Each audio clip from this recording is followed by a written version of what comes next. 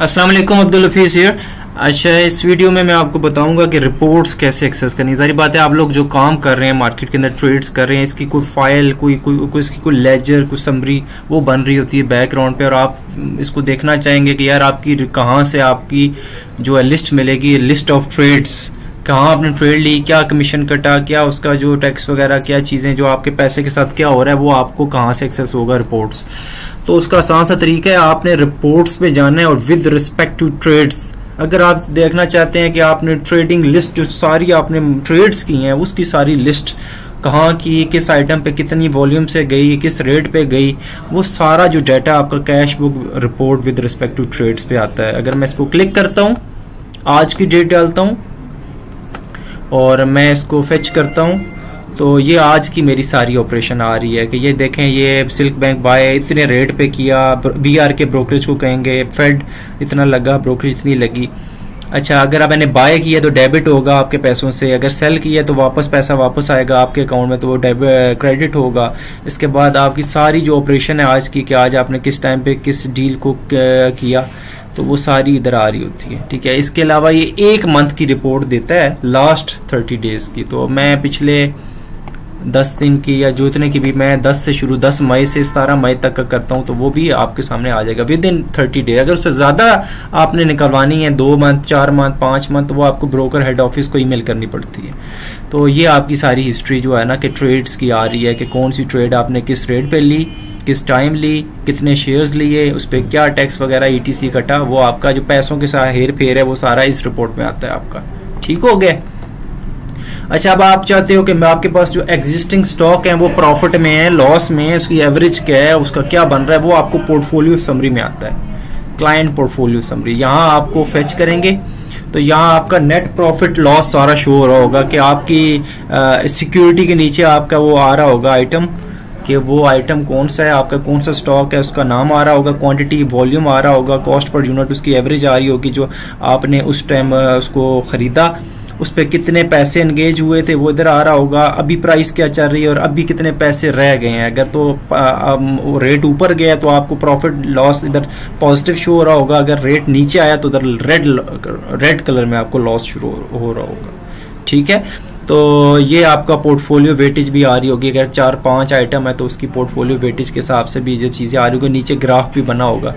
ठीक है, तो पोर्टफोलियो वेट के अंदर ये यहाँ ग्राफ भी बना होगा, तो यहाँ आप अपना पोर्टफोलियो समरी देख सकते हो। ठीक है, कि जो आपने स्टॉक्स लिए हुए हैं पोर्टफोलियो, उसका क्या क्या एवरेज है, उसका क्या नेट सिनेरियो बन रहा है, आपकी टोटल वर्थ और वो चीज़ें। उसके अलावा आउटस्टैंडिंग ऑर्डर रिपोर्ट, जो आपने ऑर्डर लगाए हुए हैं अभी मार्केट के अंदर, वो कौन कौन से हैं और उसकी क्या स्टेटस है, वैसे भी आप सामने भी देख सकते हो, यहाँ भी आ रहे होते हैं। तो यहाँ से आप अपने आउटस्टैंडिंग ऑर्डर रिपोर्ट्स देख सकते हो, वैसे यहाँ से भी देख सकते हो, ऑर्डर लिस्ट से भी।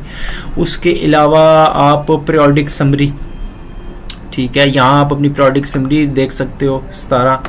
ठीक है, और इस पे आप क्लिक करोगे तो आपको यहाँ पीरियोडिक समरी आ रही होती है। ठीक है, तो ये भी डिटेल है, ये भी देख सकते हैं कि आपके टोटल शेयर्स जो हैं वो कितने बाय हुए, कितने सेल हुए, ब्रोकरेज कितनी लगी, आज आपका नेट सिनेरियो जो है ना वो क्या रहा है, तो वो इधर आ रहा होता है आपके सामने। ठीक है, तो यहाँ आपको ये चीज़ मिल रही होती है।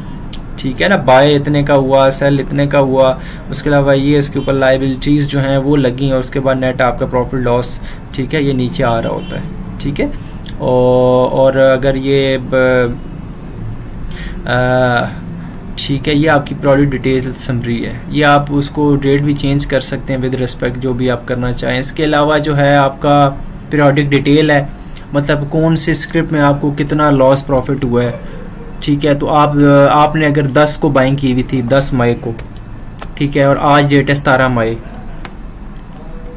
और आपने WTL का देखना है कि WTL में मुझे कितना प्रॉफिट हुआ, वो सिंबल का नाम लिखना है।